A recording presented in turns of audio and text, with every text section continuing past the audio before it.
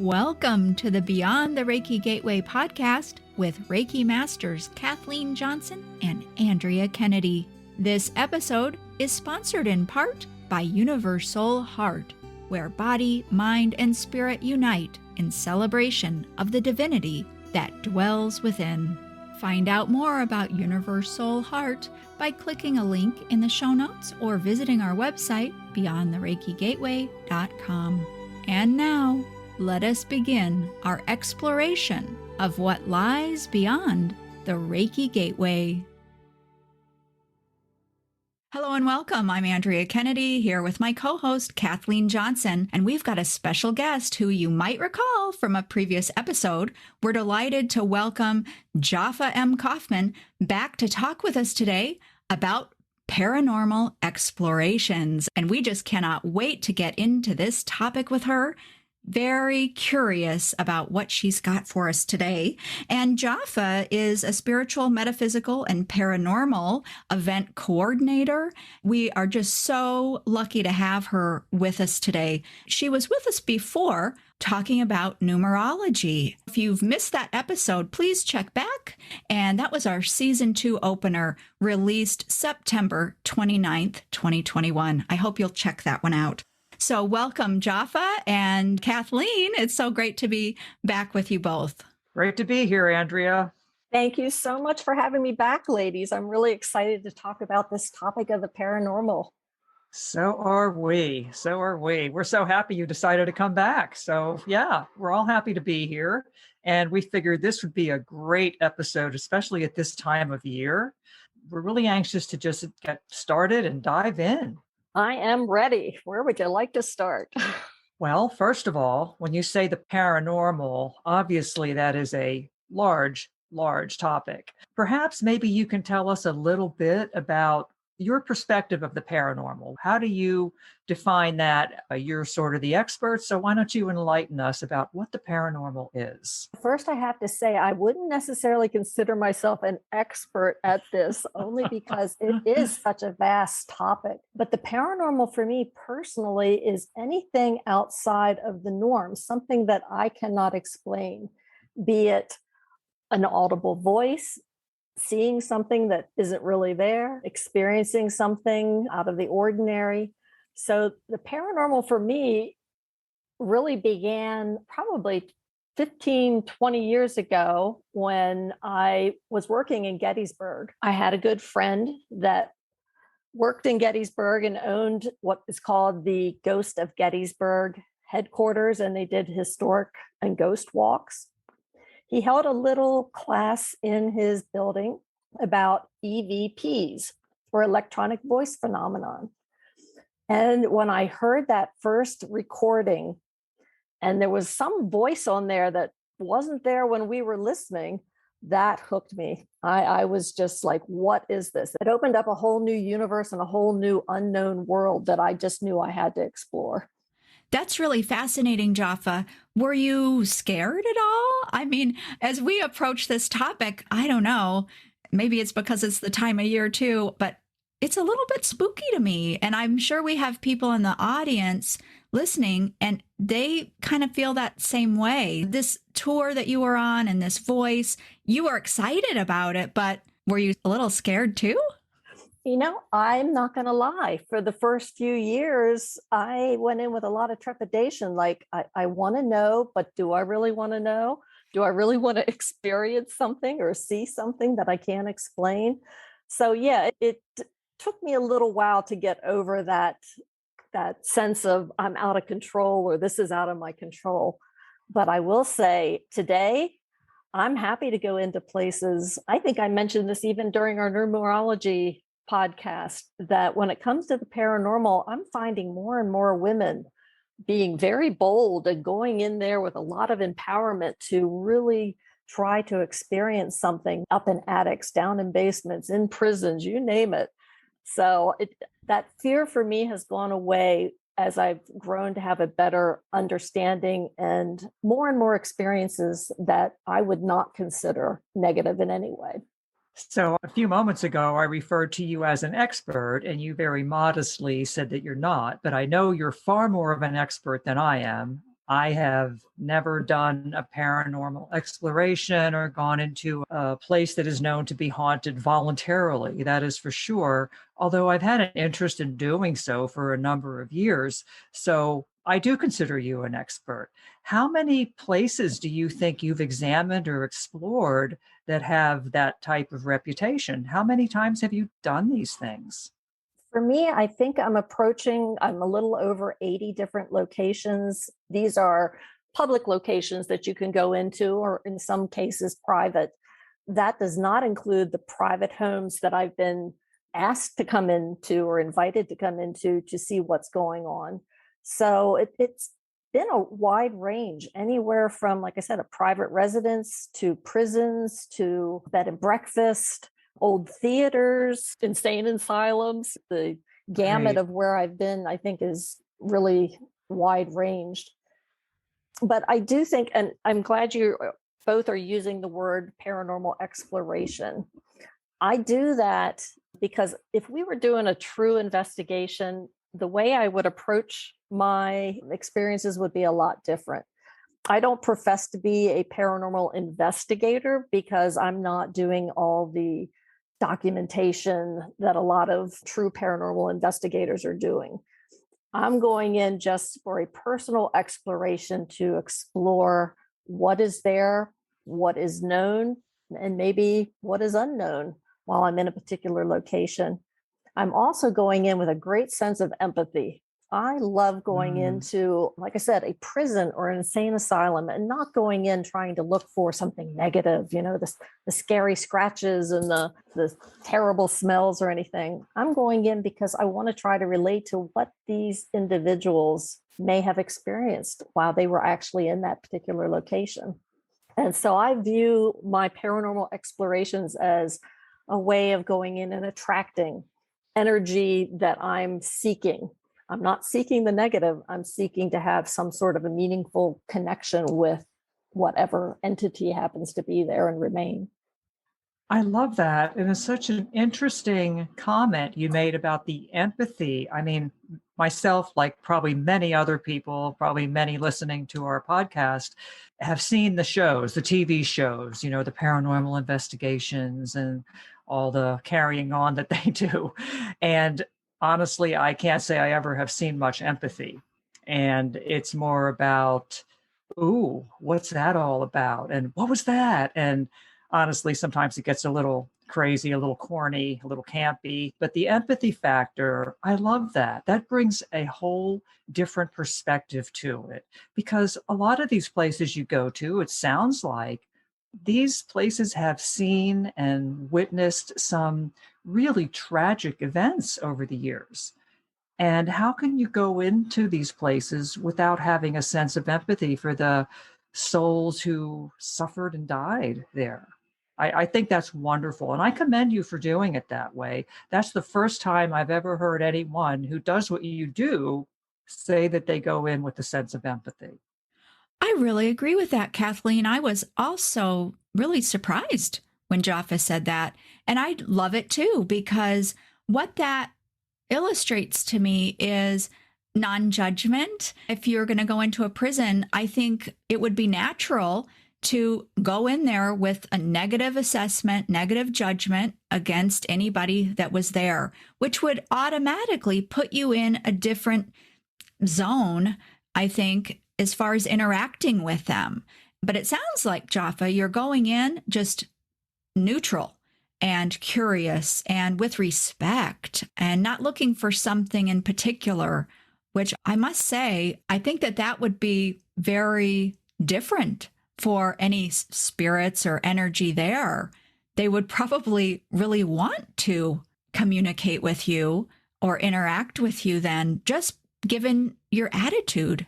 I think what I have found is those that are interested in communicating will, and those that just want to be either left alone or it's something residual, so there's not going to be some sort of interaction, it's just not going to happen. But you mentioned about sitting in a prison, and I've done several, including like Eastern State Penitentiary and West Virginia State Penitentiary and Brushy Mountain Penitentiary and Ohio State Penitentiary. I mean, it's pretty common to be able to go into these prisons and investigate overnight. But I don't want to say enjoy, might not be the word, but I'm fascinated with sitting in a cell at 2-3 o'clock in the morning. And it's quiet. I mean, you don't hear anything because I rent the entire place out and it's only my groups there. And just try to imagine that, was it ever this silent when you were in this particular cell? Was there constant noise? There's 2 or 3 of you in this cell. How did you survive day after day crammed into these little tiny cells? So that's what I like to go in and experience. You're giving us some examples of some questions that you would ask. And so I'm imagining, is that what an exploration is about? Can you kind of give us some background or illustrate for us what is an exploration like? Is there a framework, or can you just elaborate on that for us? Absolutely. For my particular business, when I do a paranormal exploration, I like to keep them small. I like there to be a small group that I can track where they are at all times throughout the building. I map out the building and say, okay, we're going to have 3 groups, and this group will be here from X till X time, and then you're going to switch to another location. And so we always know where everyone is, so we're not interrupting each other or causing some sort of noise that would be distracting or maybe misconstrued as something paranormal when it's really just someone coughing down the hall. So we keep it very simple, very compact, I'd like to say. Everyone knows their little group and they know where the other groups are. When we go into these locations, some of my guests want to know the history. They want to know and then try to go in and use that history to strike up conversations with an entity or to have a better understanding. But I also have clients that want to go in with absolutely no knowledge whatsoever. So when they go in, whatever they're getting, they're free and open to receive it. And then they can sort of validate it and bounce it off the people that know the history and say, does this make sense? So there's a lot of different ways to approach an exploration. And I love that a lot of my clients that go are a combination of both. I have some that really rely on equipment. They like using EMF detectors. They like using recordings. They like using audio and video recordings.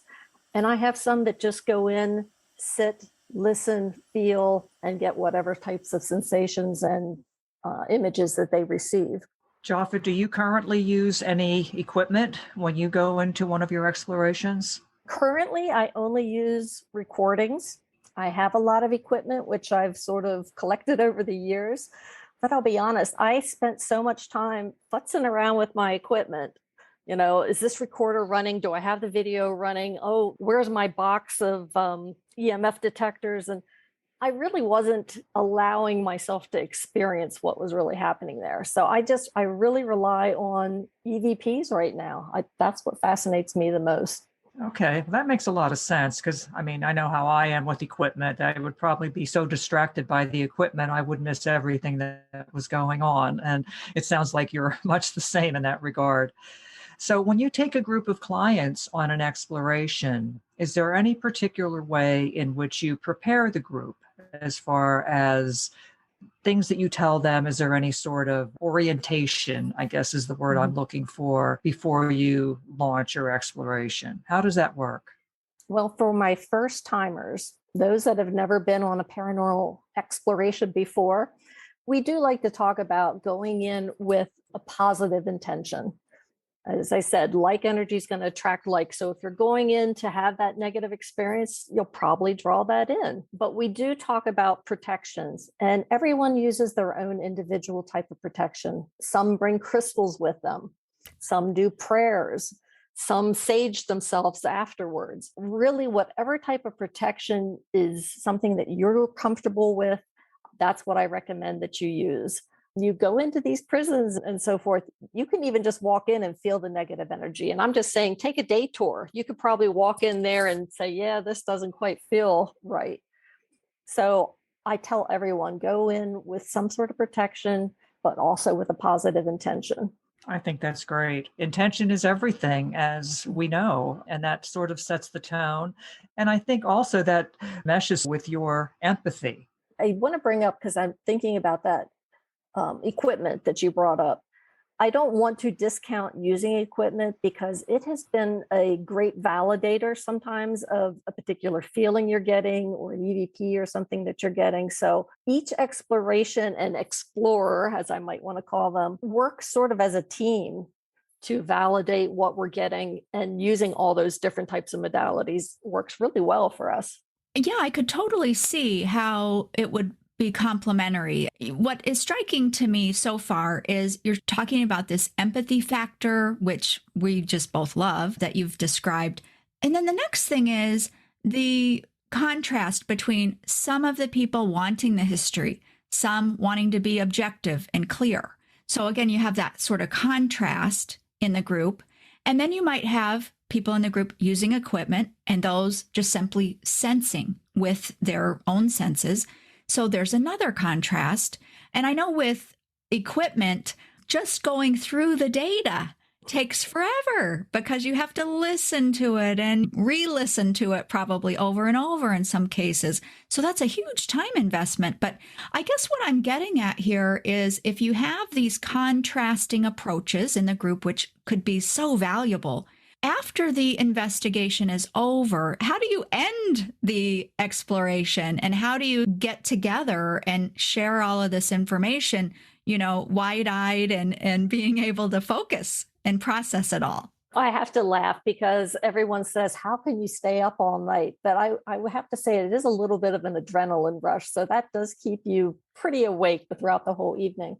But as I go into these explorations, again, if it's a large location, we have like a little agenda time frame and we have a little map of where we'll be. And we do try to all come back for a break together, maybe even midway, and talk about what has happened and what they've experienced, because they might say, hey, were you in this location and did this happen to you? And someone else might say, yes, that happened. Oh my gosh, I can't believe you had the same experience. We do try to highlight things with each other and compare experiences, compare data. Sometimes we don't hear back from a client till, like you said, a couple of weeks later because they haven't had a chance to review all of the recordings and so forth. And it is time consuming. Think of this. I used to take 3 recorders and a video camera. One of those recorders would record just constantly. One would record when it's voice activated only, meaning it's only going to record when it picks something up. And then the video camera's running constantly. So if I'm doing a 6-hour investigation, multiply that times 2 or 3 different pieces of equipment, it takes quite a while to sit and truly go through it accurately and with an open mind too, because you have to be objective, you have to be skeptical, you have to not assume everything is something, because many times it's not. It would be fascinating, but it's kind of like the needle in the haystack, 6 hours of footage or something. Wow, I can't imagine going through all of that. But when you find something, it's got to be absolutely exhilarating. It is, and it opens up an entire world of questions that I can't answer. What was that? How can they put their voice onto a recorder? How can they manipulate this piece of equipment? There's just so many questions that are unanswered. And I think that's why most of my clients and I go out and explore, because we're seeking answers. Not that I necessarily think we're going to find all the answers, but it does help validate for me that there is something way beyond what we just see and hear. There's some other dimension out there. Oh, yes, absolutely. And what you were saying about it being exhilarating, Andrea, and then Jofa, of course, confirmed that. I think that would help to keep you awake at night as well, right? You're wondering, how do you stay up all night? Oh, my goodness. I mean, the thought of me staying up all night is just, no, I don't think so. But in that situation, yeah, it's probably not that difficult because you got the adrenaline. And then if you get something that could be paranormal, that sort of keeps you going and it gives you that motivation to continue.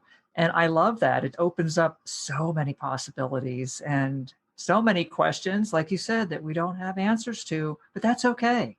I'm sure many of your listeners have watched a lot of the paranormal television shows. and see the different types of equipment, some where you're talking and maybe it'll light up a light in response, or some, again, that you'll have the recordings. And those little blips of when you can't explain why lights are going on in response to questions, again, that is an exhilarating experience. You have to not be gullible, but try to logically say, is this truly a response to something that we have inquired about? That's definitely sort of a paranormal high, if you want to say. And that makes the whole thing worthwhile. Just listening to you, I can tell that you had a lot of experience in this area, and just the penitentiaries you named, you've been in multiple states. So you're all over the place doing these explorations. I know we'd love to hear some of your experiences and what you've seen Yes. or heard or felt. And also, if there had been anything that you would perceive as negative. Oh, I'm sure, I know Andrea and I would love to hear about them. And I know our audience would too, if you don't mind sharing. Oh my goodness, I absolutely love sharing my experiences because, again, I don't think anyone can truly appreciate the paranormal until they have their own personal experience. The more that you seem to do this, the more experiences that are beyond explanation. I've been fortunate. I have had full-bodied apparitions that I have seen with my own eyes. I've seen the ghosty, misty looking type apparitions. I've seen the dark shadow men, orbs. There was a huge, what I call basketball size black orb one time that I saw coming up from the floor up to the ceiling, and it hovered there for a little bit and then whoop, whoop, off it went. All of those types of experiences, again, you sort of question, did it really happen? But in your own mind, you know that you experienced something beyond explanation. When you've seen different things like that, were you alone? Were others with you? And did they see it with you? Or is that something that maybe only you saw? They were there and they didn't even see that? Yeah, that actually brings up a really good point. I rarely am by myself on any exploration, nor do I allow clients to be by themselves unless they have to say, hey, I'm going off by myself, but I want to know where they are. Because if I do have an experience like that, I do want to know, did someone else see it? So I can say, yes, it's confirmation that we both experienced the same thing. I talked about seeing a full-bodied apparition. I was holding an event at a bed and breakfast, beautiful Victorian bed and breakfast, and it was in a dining room. And there was a door sitting right next to me when I was at the end of the table. And in that particular room next door, I had a computer that I had a bunch of my EVP recordings on. And I had told my clients, if you want to listen to those, feel free to go over and listen to them. So as I'm sitting at the table talking to someone else, I see a man walk past the door, tall man, dark clothing, and he's heading towards where my laptop was. So I just assumed it's one of my clients going to listen to the EVP. So I got up right away to go over and see if I could help him with the laptop. Not only was there nobody there, but there was no way for anyone to exit that room without me seeing them. Ooh. So Wow. those are the kind of things that you have to question, but I swear and declare there was a man that walked past. Wow. Unfortunately, no one else sitting with me saw it. Oh, Right. That's my personal experience. Can I say it absolutely 100% happened? In my mind, yes, it did. Yes. Okay, so I've got a ton of questions, just like what you said. My first question is, could you see through him, or just was it out of the corner of your eye? And my first question really is, when you do these things, are the lights off or are they on? What was the room like? Well, in this particular situation, the lights were all on because we were just sitting there talking. The gentleman that walked by was solid. I could not see through him, which is why my mind said this was an actual human being. I did sort of see it out of my peripheral vision, not directly on, but enough that I knew it was a male, enough that I knew that he was tall, had dark clothing on. But it was just one of those scenarios. I'm a believer. If you believe in the paranormal, you don't have to sit in the dark in the middle of the night to experience it. You can have any sort of experience throughout any time of the day and any place, because if there's spirits out there, why would they just say, okay, we're only going to come to you between 2 and 4 in the morning? And with the lights off. That's it. Only in the dark. No lights, please. Now that brings up another question for me, that's the stereotype. You have to go into this completely dark place, whether it's a prison, a home, whatever. And it has to be dark. I understand the quiet part. You got to be quiet so you don't miss anything. But I wondered about that too. So Andrea, I'm glad you asked that question, because what if you put the lights on? Are they all going to scurry away? They're not cockroaches. I mean, it's Right. And that brings up a good point. You're talking about how you have to have things turned off. And I've received actually some of my best EVPs just doing recordings. It's running while we're having a normal conversation. And there was this one at a field hospital in Gettysburg. My friend owns the farm, and we were there getting ready to do an investigation. And we had the recorder running, and she and I were just talking, and my throat just kept closing up, and I'm trying to clear my throat. And she said, oh, it must be the dogs or the cats in the house. And I'm like, no, it's just that time of year. It's, I have seasonal allergies. And in the background, you hear someone say seasonal very softly behind my conversation. So they're commenting to a live conversation I'm having. Wow, that's amazing. And so she says seasonal? You're lucky I brought that clip today. You have the clip. I want to listen to that. Yes, for sure. All right, let's take a listen. No, and it's probably in here. It's the dust in here. No. It's just me. It's that time of year. Oh, I know. The leaves come down. It affects me. Oh my goodness, no way. That's wild. Exactly. That's really something. Oh, you know what? Let's listen to that one more time. I want to hear that one again. No, and it's Probably in here. It's the dust in here. No. It's just me. It's that time of year. Oh, I know. The leaves come down. It affects me. Oh, wow. Wow. I mean, there it is. It is a whisper, but you can sure hear it. I know. Those are the ones that I think I enjoy the most, the ones that you least expect, but it's an intelligent response to an actual conversation. So they interject whenever they want. It doesn't have to be, a formal exploration. Yeah. Can you share any more stories like that? That is just absolutely incredible. Absolutely. Well, we were at Eastern State Penitentiary, and we happened to be in death row. There was a group of us. I want to say there was 5 of us. And I had 2 clients that have flown in from California specifically to attend that event. And the one gentleman is very tall. And as we're standing literally in the dark, I could barely see anyone. I noticed a tall gentleman standing next to me and assumed it was him. So I turned to my left to ask him something, and there's no one there. So I'm like, where are you? Where are you? And he happened to be across from me. Well, a few minutes later, as we're standing there doing our EVPs, I hear him say, hey, now wait a minute. There was a guy just next to me. And I'm like, was he tall? He's like, yeah, he was tall and dark. This happened 3 times. Somebody else in the group had the same experience. Oh, wow. So that validates that we had the experience, who it was, what it was. I don't know. They didn't quite respond. We did have a great EVP where we asked them, we're talking about empathy, and I'm saying, you're on death row. Do you believe you're going to go to heaven or to hell? And the response we got was a very soft heaven, but then we got a more gruff one saying hell. So, Whoa. that's a great intelligent response to a question that we ask. I'm kind of silent here because I'm just putting myself there with you when you describe these things, and I'm picturing it, and Same here. I don't know what I would do. And so you heard that with your physical ears? No, we asked the question on the recorder. We heard nothing with our physical ears, but we played the recording back. We do little bursts of what I call EVPs, maybe 2-3 minutes, and then we'll listen back.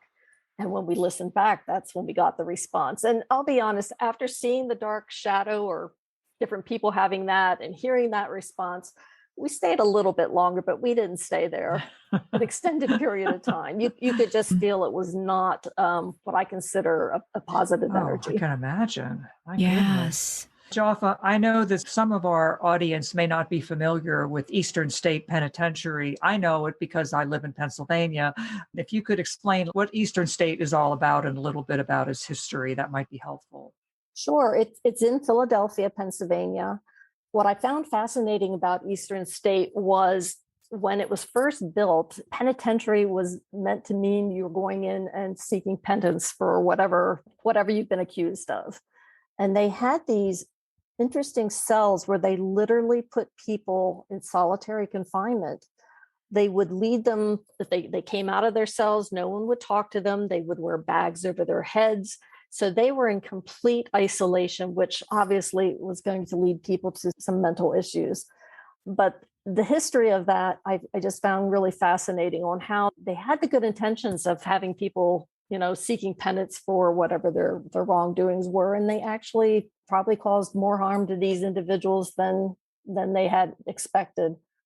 It's a very large facility. It's surrounded by these huge stone walls right in the middle of what is now part of the city.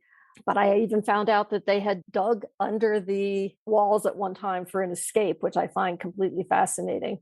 I don't know. It's one of those things to just go in there. I took my daughter there just for a daytime tour, and we decided to walk in and take some photos. And the minute we got to our first cell that we were taking photos, both of our camera batteries died. Mhm. So we had to go get new batteries.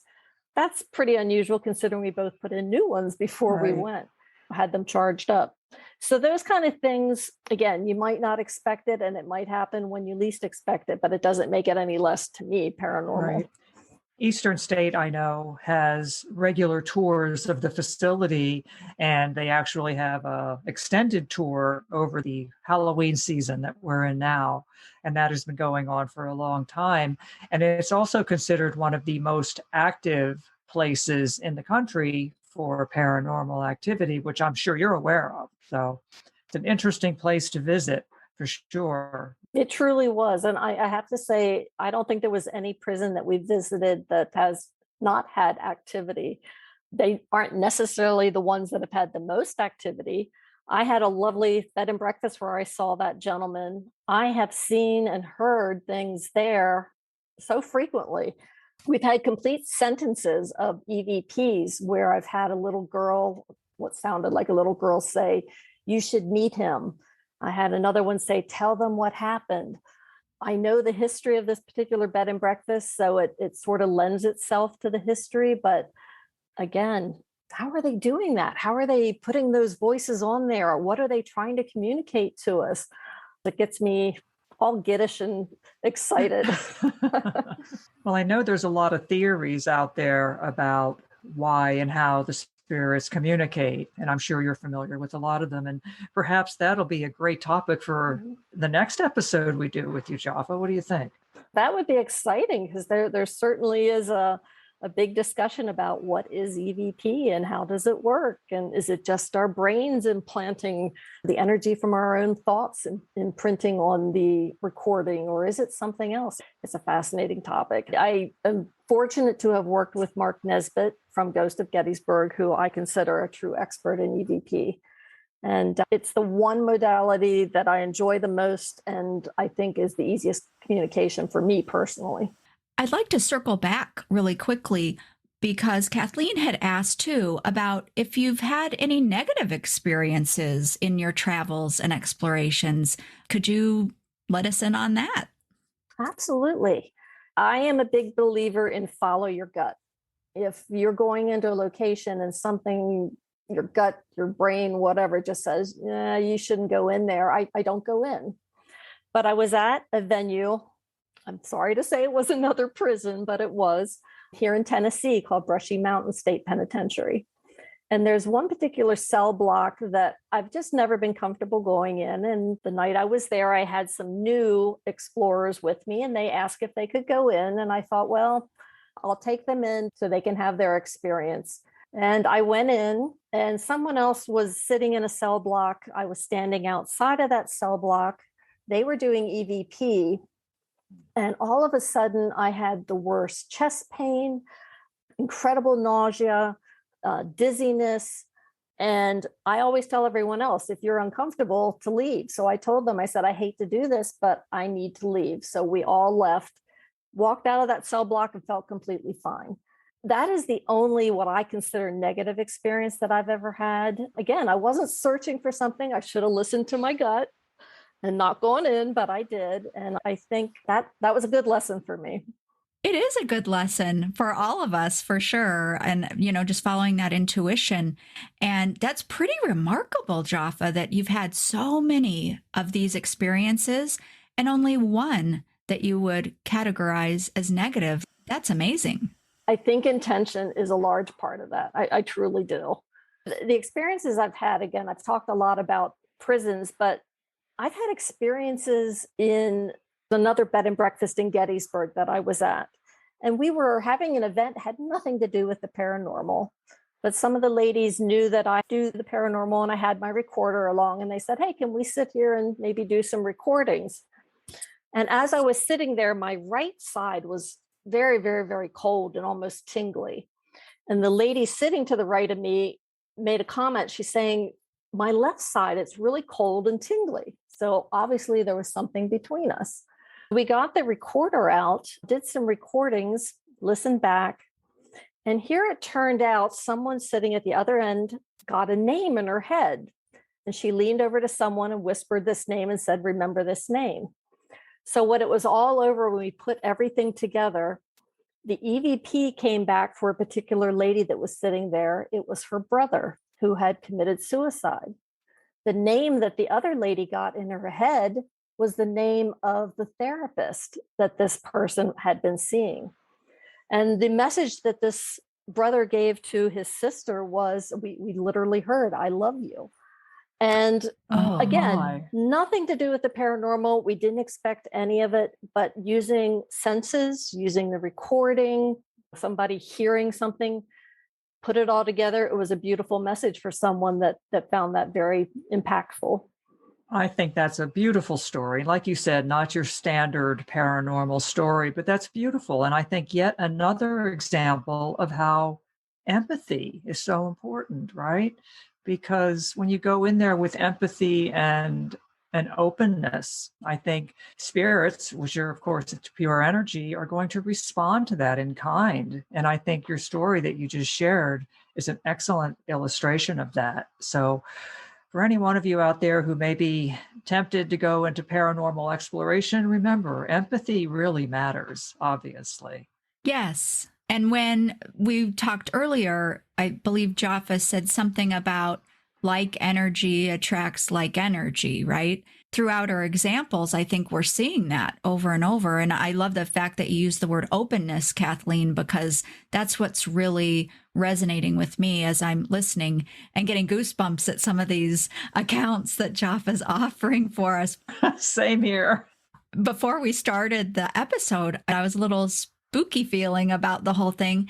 And now I have to say, I'm excited and I'm thinking, I want to experience this one day. And Jofa, one other thing, you had mentioned that you saw misty figures and then the gentleman that seemed solid and voices on EVP.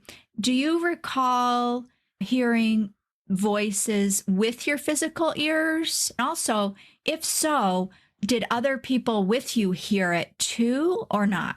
First two that I think of, one was at what used to be the Hall of Presidents in Gettysburg, which is no longer there. But a group of us were sitting, just listening quietly, and we did hear what sounded like a female voice in the next room. We could not make out what she was saying, but it was something that not only myself heard, but others heard as well. And we were the only group in that location. Another scenario was another venue in Gettysburg. It was a Civil War home. And I was there with my daughter and some of her friends, and we were doing EVP. And as we were sitting quietly, it almost sounded like a group of ladies in another room just chitter-chattering. You couldn't make it out. It was sort of soft, but multiple people heard it. We just did not know what it was. And that was a place that was set out in the middle of nowhere. So it's not like we were listening to people outside. So it can be done both ways, I think. I've had some people hear things that I have not heard and vice versa. I actually did bring one other EVP, and the scenario that this falls under is I was investigating the Hall of Presidents again, and there was another gentleman with me, and he was going through a list of states to see if somebody could tell us what state they were from. And I kept hearing in my head, Georgia. And normally when we hear something in our head, we try to say it, as validation. So you'll hear me on an EVP say, I keep hearing Georgia in my head. And right prior to that, when he's asking about Kentucky, you'll hear this little voice go, Georgia. And I brought that EVP along also so that you could listen to that one. Oh, fantastic, Jofa. All right, let's take a quick listen. Anybody here from Kentucky? I keep hearing Georgia in my head. Oh, my. Oh, let me play that one more time, and let's listen again for Georgia, right over his voice. Anybody here from Kentucky? I keep hearing Georgia in my head. Whoa. This is just insane. It was so clear on the tape, but it wasn't out loud? I didn't hear it out loud. I kept hearing it in my head, but then it did catch it on the recorder, which I find very fascinating. And I'm glad I mentioned something, or else, it's sort of validation that maybe it was trying to communicate to me at that time. Yeah, that is so mysterious. And I'm over here scratching my head. EVPs to me are the most fascinating. And that's really what opened up my whole interest into the paranormal. That's right. I remember you saying that. You must have a whole library of little clips and evidence and notes from all of these years. I've actually gotten to the point sometimes where I don't even save them anymore because I have so many. I know you've mentioned Gettysburg a lot. And again, being in Pennsylvania, when our children were young and growing up, we went to Gettysburg several times, and it was always interesting. And my sons actually had an experience there when they were quite young. We stayed in the Gettysburg Hotel. And of course, many of the places in Gettysburg are reported to be haunted, and some more haunted than others, obviously. I have 4 sons, so they would sleep some on the floor, little sleeping bags and stuff. And they were spending the night. We were all asleep. The next day, 3 of them, my youngest was just a baby at that time, 3 of them reported that they were being poked. And being boys who tended to get rather boisterous at times, they were blaming each other. So, you poked me. No, I didn't. Yeah, you did. I'm telling mom, that kind of thing. And when they finally got it all sorted and realized that, no, the brothers weren't involved here, then they got really freaked. So that was, my sons still talk about that experience when we get together. It's like, remember that time in Gettysburg? So yeah, Gettysburg is a very, very interesting place, and honestly, a treasure trove for folks who are interested in the paranormal. It is. I love the history, not only of the battles that went on there, but I really appreciate and try to empathize again with the citizens that lived there, just minding their own business, and look what converged on their small little town. Exactly. I've had experiences in Gettysburg while I'm not looking for them, just out on the battlefield one evening with my sister, not really doing anything paranormal, but had that just overwhelming smell of cherry pipe tobacco came around me, and then it was gone. And I rushed over to tell my sister, and I'm like, oh, you won't believe this. And as we're standing there, she also smelled it, and then it went away. And there's no one smoking on the battlefield at that time when we were there. So, sometimes you just don't expect it. And it's like, hey, I'm here, just want to let you know. And this might be their way of getting your attention.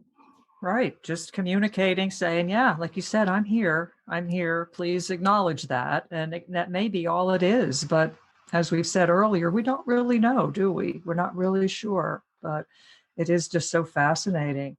Now, I know you've been to other places. And before we began our episode, you mentioned a plantation, I think, was it Louisiana? Yes. That sounded like a very interesting place. Maybe you'd like to elaborate a bit on that.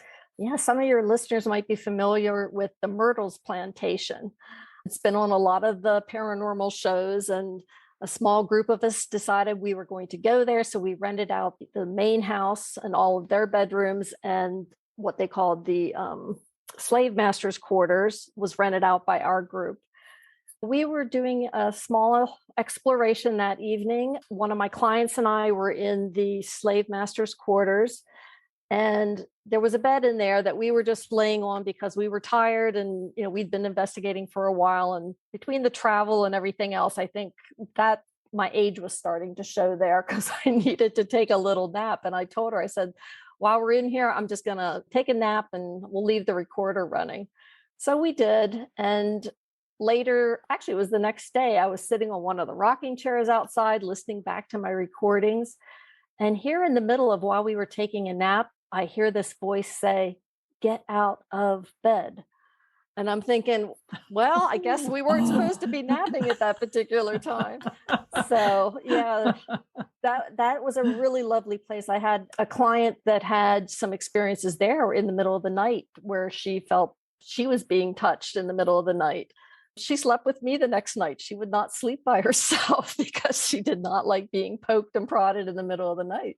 There's a lot of poking going on here, it sounds like. And Jofa, that EVP about get out of bed, how intelligent is that? I mean, it's exactly what you were doing, is laying in the bed. And that's a whole nother issue. I don't know that I could just lay down and take a nap in a place like that. It is fascinating. And I know when we heard it, my first thought was, who was watching me sleep, and why did they want me out of bed? And I'm thinking, if this happens to be the slave master, maybe he didn't want me just goofing off and laying there. I should have been out working. Who's to say?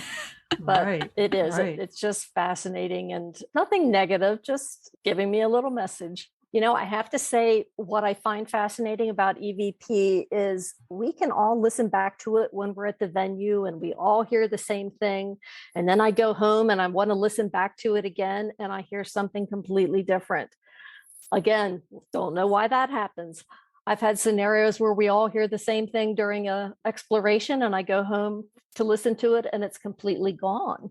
So EVP leads to a lot of questions, a lot of unknowns, but again, it also leads to a lot of really fascinating responses that just lead you to more questions, like I said. And I want to tell your listeners again, you don't have to go to some place that is reportedly haunted. If you believe in spirits, if you believe in other entities being there, you're always going to be able to have some sort of communication. We've done investigations where we've camped out on a Civil War field hospital, the Lincoln Caverns in Pennsylvania. We went underground and did EVPs and investigated. We've been to mansions and cafes, and we were at a nunnery one time, which was very fascinating. An old orphanage, theater, all sorts of interesting places. You can go to all of those, and I'm pretty much assured you're going to have something, but go in your backyard if you have a little history in your backyard and try an EVP. I did that at my home after my dog passed, believe it or not. And I got her to bark on a recording. So you just don't know. Oh, wow. How creative is that? Oh, my goodness. I wouldn't have done that in the first 2 years of when I started doing all this. But again, I think there comes a point where I don't want to say become comfortable with it, but the desire to want to connect sort of becomes a little bit stronger than the fear that you might have had initially. Yeah, I could see that. Yes, because the reinforcement you get from the responses just makes you want to keep going and learning more and experiencing more. And after a while, you're like, yeah, I'm scared, but I don't care. I want to keep doing this, right? Right. And, I'm disappointed with COVID. I've been very limited in the paranormal explorations that we've done. Last year, we did have a 4-night exploration where we started out at Bobby Mackey's, which a lot of people would probably know from the paranormal shows. We started there in Kentucky, going then to Waverly Hills, which was a sanitarium, then down to Old Talbot Tavern, also in Kentucky, and ending up at Old South Pittsburgh Hospital in southern Tennessee. I'm hoping to schedule some more as things, open up again, and love to invite your your listeners to check it out on the website to see if there's one that maybe interests them, because I love to take first timers with us. And that is at spiritedeventsbyjaffa.com, correct? And it's Jofa. Correct. Spiritedeventsbyjaffa.com. And of course, we'll have a link in the show notes for our listeners to easily find you. But you also offer some things online that we might take advantage of as well. Would you like to talk to us about that? Sure. My business is spiritual, metaphysical, and paranormal events.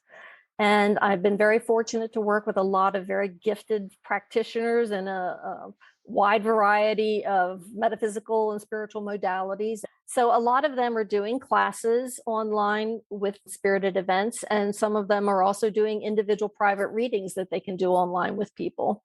So you can certainly check that out. I do want to tell you on Sunday, October 31st, Halloween evening, I'm going to be doing a free event where we're going to allow people to come online and just talk about their own personal experiences that they've had and would like to share with the group and see what everyone has to say. It's just an opportunity to visit the paranormal on one of the most haunted evenings of the year. What a great idea. I have a feeling it's going to be well attended. There's probably going to be a lot of people who'd like to share their experiences with like-minded people who might have very similar experiences to share and learn from. I think all of us can experience the paranormal just every day, wherever we normally are. I mean, your example in your backyard really proves that. And probably the majority of people, I would imagine, can think back to something in their own lives that they would describe as a paranormal experience. And it can be really fun to talk about it and share that with other people and listen to their stories. Yeah, I have to tell you, if I had $1 for every time somebody came up to me and said, "You're going to think I'm crazy, but this is what happened to me." You're not crazy. I've heard so many fascinating and very inspiring stories sometimes too of paranormal things that have happened to people. So I'd love for you to share your stories. I think you'll realize you're not alone. There's a lot of people out there experiencing all sorts of unique and wonderful paranormal experiences. Yes, there are. And I think Andrea and I can both say the same thing. If I had even a nickel for everyone who has said, this might sound crazy, but, and I always say, it's me you're talking to. It is not going to sound crazy, because in our line of work, we encounter some really, inexplainable events and experiences. So yeah, I mean, what you do is slightly different, but you know what? It all comes from the same source, and we're just accessing and experiencing it differently. So yeah, and it's wonderful to be in the company of people who kind of understand that and accept it and are open to it. Yes, I have a lot of people that will send me photographs or send me recordings and say, what do you think? Is this paranormal or not? Sometimes I have to say I'm not quite sure that it is. But again, I think we all need to be open-minded, yet skeptical, so that we're not being gullible. But there's definitely experiences to be had by all if you really just stop and think and listen and pay attention. Right. Keep an open mind and go into any experience with empathy and understanding. This has been fascinating. And Jofa, we want to thank you for being here. We're about out of time again. But before we leave, I'd like to know if there's anything else that you'd like to share with our listeners about maybe some upcoming events that they might be interested in participating in, because I know I'm certainly interested after hearing all these experiences and anecdotes from you. I will tell you, I cannot wait to schedule some more paranormal explorations. I do not have any more planned for 2021, just because I was being a little cautious to what's going to happen with COVID here during the winter months. But I definitely plan on getting some on the books, maybe starting April or May of 2022 at various locations. I'm excited to say that I'm working with a travel agent and we'll be doing some extended trips to Europe, particularly like Scotland. That would probably not happen till 2023. But if you want to stay in the know and not miss out on any of these upcoming events, it would be great for you to sign up for my newsletter, because those are the people that hear first about what's coming up. Wonderful. Thank you for that, Jofa. And yes, the link to Jofa's newsletter will be included in the show notes below the podcast episode. So, Jofa, once again, thank you for being here. It's always a pleasure. We hope to have you again. Oh, thank you so much. And for our listeners, thank you for sticking with us. I'm sure you enjoyed this as much as we did. And we look forward to being with you again beyond the Reiki Gateway. Take care. We thank you again for joining us. And of course, we invite you to join us next time as we journey beyond the Reiki Gateway with Kathleen Johnson and Andrea Kennedy.